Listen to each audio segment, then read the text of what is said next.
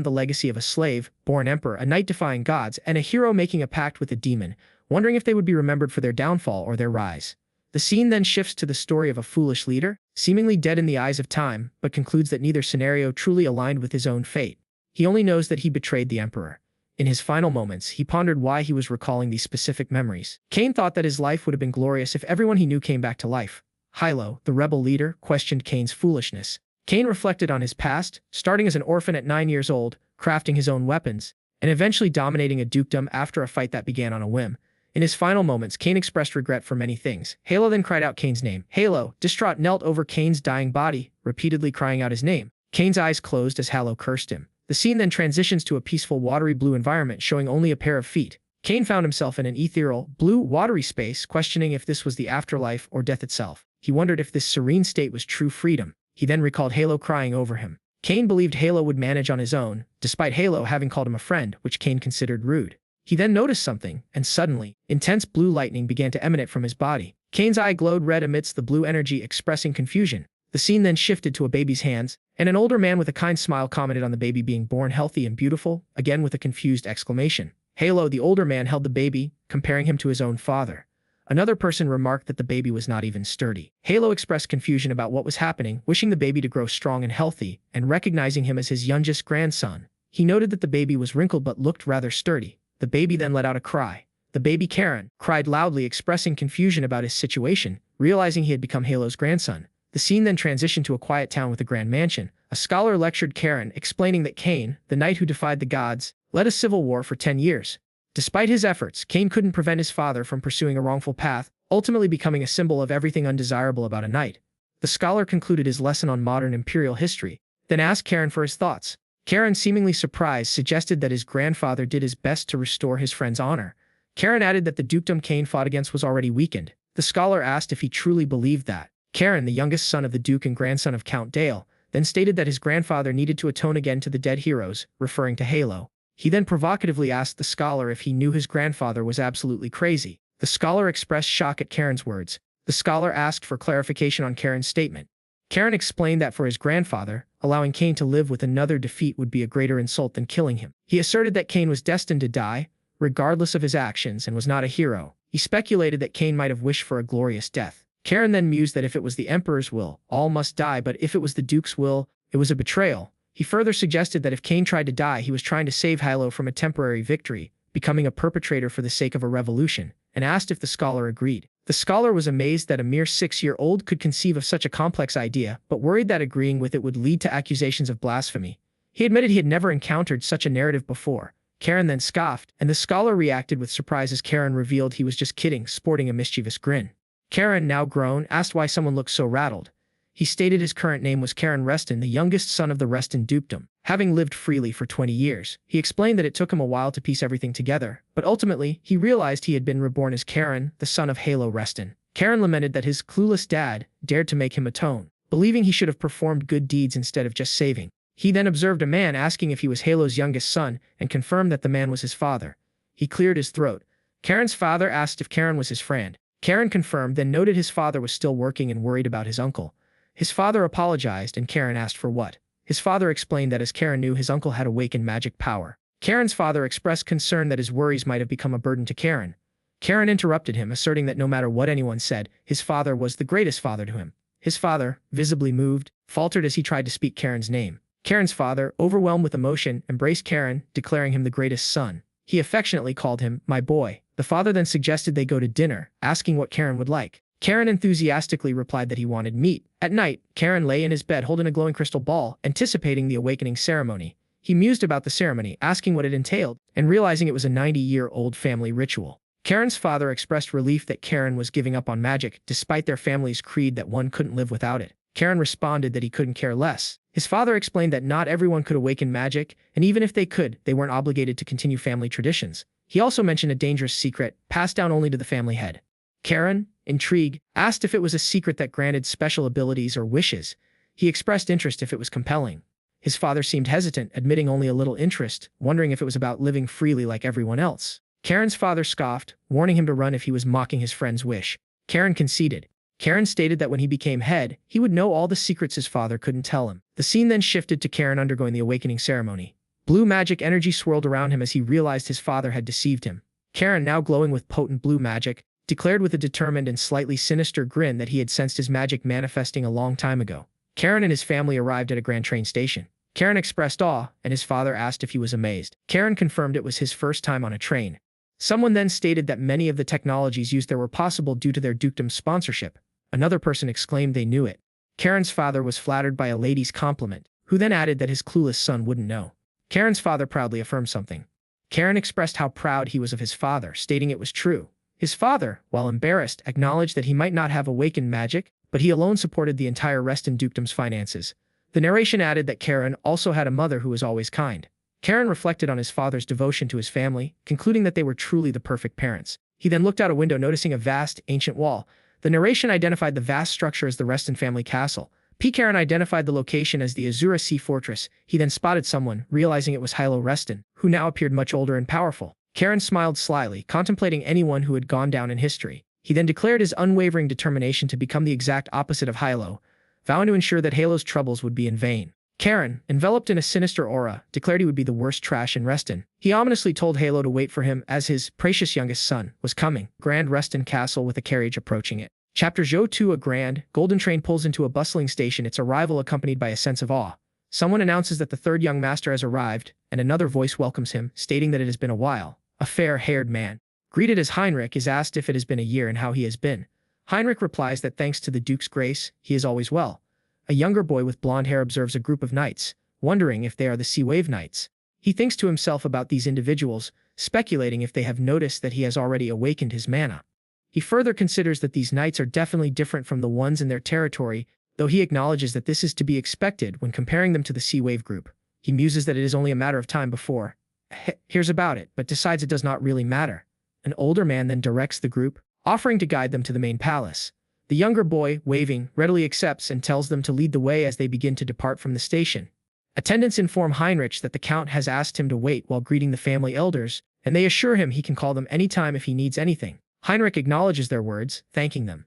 He observes the reception room, noting its immense size and musing that the Azure Sea Fortress is truly something else. Feeling bored, he regrets not asking to be taken to the library instead. Suddenly, Heinrich is startled by a voice. A new young man with blonde hair enters, asking if Heinrich wants to go to the library as soon as he arrives at the main house, implying Heinrich is a bookworm just like the rumors suggest. Heinrich looks confused. The new young man continues, stating that since Heinrich is his uncle's kid, the chances of him awakening are slim, and advises him to hit the books. He adds that Heinrich should study if he wants to make a crazy amount of money like commoners, just like his father. Heinrich remains silent, seemingly affected by the words. He then exclaims in surprise, asking what is happening as the young man stands over him.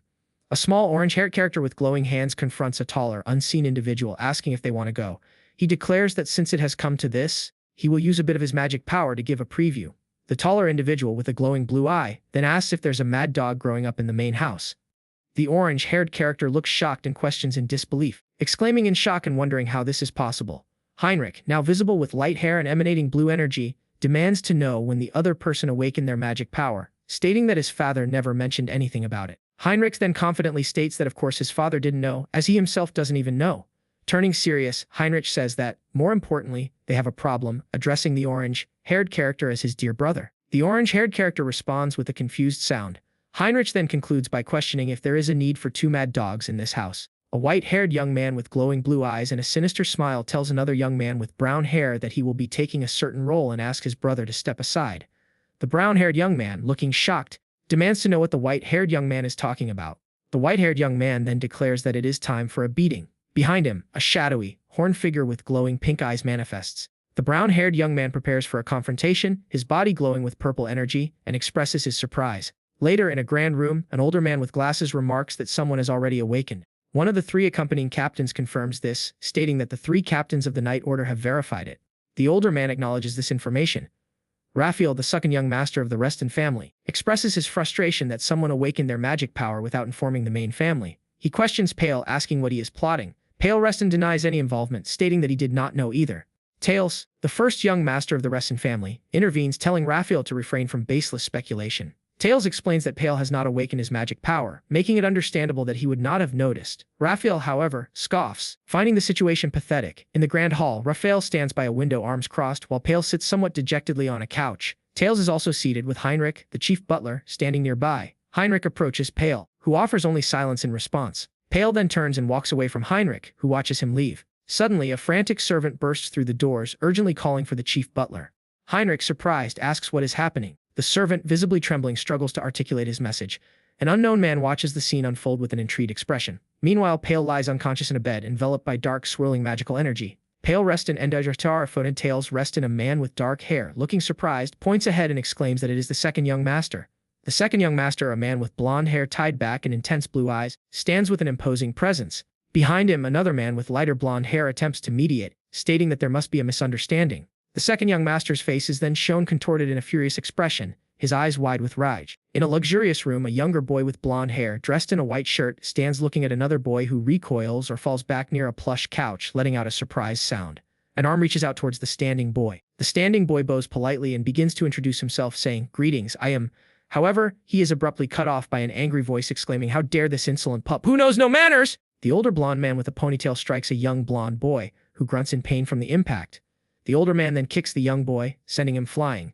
Heinrich questions what on earth the older brother was thinking, doing something like this, and also expresses concern for the younger brother. The older brother begins to explain that it is because brother Leo insulted his father. The blonde man identified as brother Leo stands nearby, looking startled. The older brother then grabs the young boy by his collar. The young boy, with an enraged expression, retorts by asking if the older brother would have just stood by if it were his own father being insulted. Heinrich exclaims in shock, asserting that the young boy is now spouting nonsense. The older brother then throws the young boy onto a nearby couch. Heinrich intervenes again, telling his older brother that's enough. A blonde-haired man with a long ponytail furiously exclaims that if they are getting down to it, the current situation is all because of the other blonde-haired man's poor upbringing of the boy. The second blonde-haired man begins to respond, trailing off. Suddenly, a white-haired man in a dark suit enters, announcing that everyone should stop. He then informs the group that the lord of the family has stated he will pass judgment himself. The stern lord of the family, an older man with a monocle, is shown in a close-up. The white-haired messenger then sternly commands the long-haired blonde man, who is still holding the boy, to release him now. The long-haired man reacts with a sound of frustration but lets go of the boy. The boy stumbles slightly as he is released. The blonde-haired man with short hair, the one who was just arguing, immediately goes to the boy and asks if he is all right, addressing him as Karen. Karen looks up at him, a small smile on his face, and replies that he is fine, calling the man father. The white-haired messenger then suggests that they all go together. The long-haired blonde man makes a sound of disapproval. Karen's father then tells Karen that they should go as well. The young blonde man confirms with a respectful, "Yes, father." A statement notes that, "has been a long time." The young blonde man, now identified as Pale, enters a grand hall with other men, prompting someone to exclaim, "Hello." A man with white hair and two other men also walk through the hall. Later, another man with a large mustache offers a quiet ace. Pale's father, a blonde man with a goatee, sits at a desk and demands to know the reason for a significant incident that occurred upon their arrival at Azure Sea Fortress. Pale begins to explain the situation to his father, but his father sharply cuts him off, stating that he was not asking Pal. Subsequently, another man interjects, declaring that he will hear the answer from Pale's son. A man with a golden mustache and beard tells Raphael that he knows Raphael is not thoughtless enough to cause trouble without considering the consequences. He adds that there must be a reason for Raphael's actions and asks him to tell every detail. Raphael asks if his father will hear him out before punishing him. His father retorts that acting so generous does not suit Raphael. Raphael explains that he acted as he did because brother Leo insulted his father. Another son, standing behind Raphael, exclaims that this is nonsense again and asks Raphael if he cannot just tell the truth. Raphael's father slams his fist on the desk and yells for Raphael to be silent. The father then glares intensely and asks how he dares to raise his voice and in front of whom. The other son apologizes to his father. The other son suggests that they can simply call for Leo and confirm the facts. The father then asks Heinrich if Leo's treatment is finished. Heinrich, seen from behind, responds that it is, and he will bring Leo to the office. The young blonde boy declares that he has another question to ask. The blonde-haired man reacts with surprise. The boy explains that if they are asking about his magic power, he awakened it 3 years ago. His father, seemingly shocked, repeats the 3 years in disbelief. He then asks the boy why he has kept his magic power hidden from him until now. The father reflects on the revelation, thinking to himself that the boy awakened his mana on his own 3 years ago. The boy clarifies that he only realized it was magic power after reading a book later on. He continues his story, explaining what happened after he found out about his magic power. His father prompts him to continue, asking what happened next. The boy, looking a bit sheepish, confesses that he just wanted to keep it a secret. He then smiles cheerfully, stating that having a secret is fun, and it was even more enjoyable because the knights in his territory had no idea either. The short blonde-haired boy, later identified as brother Leo, stands before a stern-looking, bearded man seated at a desk. A taller blonde-haired man stands beside brother Leo. Brother Leo questions if that's truly all there is to it, to which the bearded man confirms with a smile. Next, in a grand hall, an unseen announcer proclaims that young Lord Leo is entering. Two blonde-haired guards stand at attention as brother Leo, now with bandages on his face, makes his appearance. He is then confronted by a man with long blonde hair and a beard, who asks if it is true that he insulted his uncle, as the young boy Karen has claimed.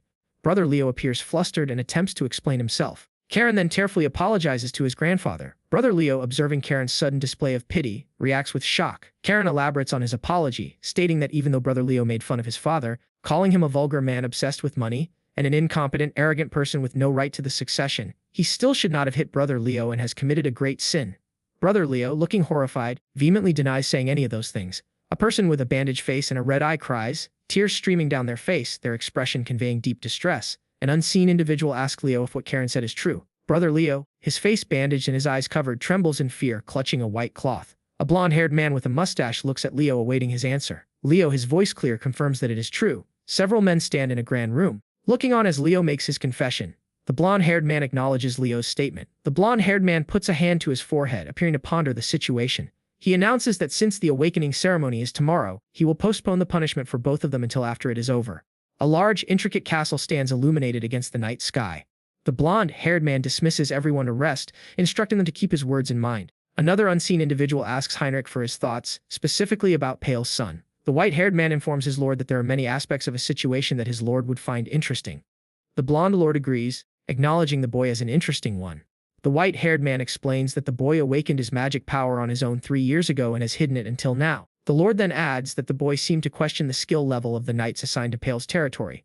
The lord interprets this as the boy subtly pointing out that by assigning unskilled men, the lord was neglecting Pale. The white-haired man suggests that his lord is overthinking it. However, the lord insists that he wishes that were the case, but the child is different. He believes that if there is something special about the boy, they will surely find out tomorrow. The white-haired man concludes that they cannot know everything simply from the fact that the boy has awakened his magic power. Heinrich sits in his study late at night, a thoughtful expression on his face as he gazes out the window. He wonders if someone will complete the awakening ceremony safely tomorrow. He also contemplates what will be obtained if the ceremony is indeed completed. Heinrich admits to himself that he is extremely curious.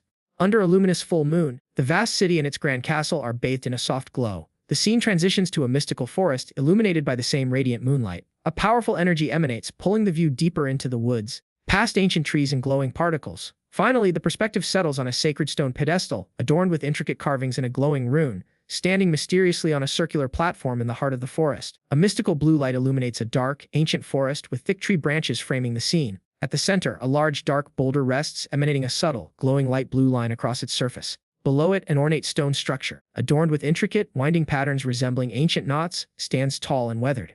Small particles of light drift through the air, adding to the ethereal atmosphere of the mysterious clearing. Grand Castle stands majestically in the distance, nestled amidst a dense forest under a luminous night sky. Later, a procession moves through the dark woods, composed of numerous figures cloaked in hoods and others dressed in more conventional attire. One young man observes the hooded figures, stating that they are the elders of the Reston family. He acknowledges that they have retired from active duty but senses that they are all incredibly skilled. A young man with blonde hair looks up, and a woman with blonde braids stands nearby as a blonde man with a ponytail looks to the side. A young boy with short blonde hair stands with another man while a woman with dark hair looks on. The young boy reflects on the family gathered, thinking about Tails, the eldest son of Hilo, and his daughter Leon. He also considers Raphael, the second son, and his son, Leo, adding that Anna also reached 50 this year. He concludes that for the whole family to be making such a fuss, this must be more important than he thought. A large group of hooded figures and several unhooded individuals stand solemnly in a dark, forested area. The young boy stares at an ornate, glowing stone structure on a circular platform, wondering if it is the Stone of Oath. In a mystical forest under the night sky, an older man with a fur collar stands before a group of young people, announcing that they will now begin the awakening ceremony.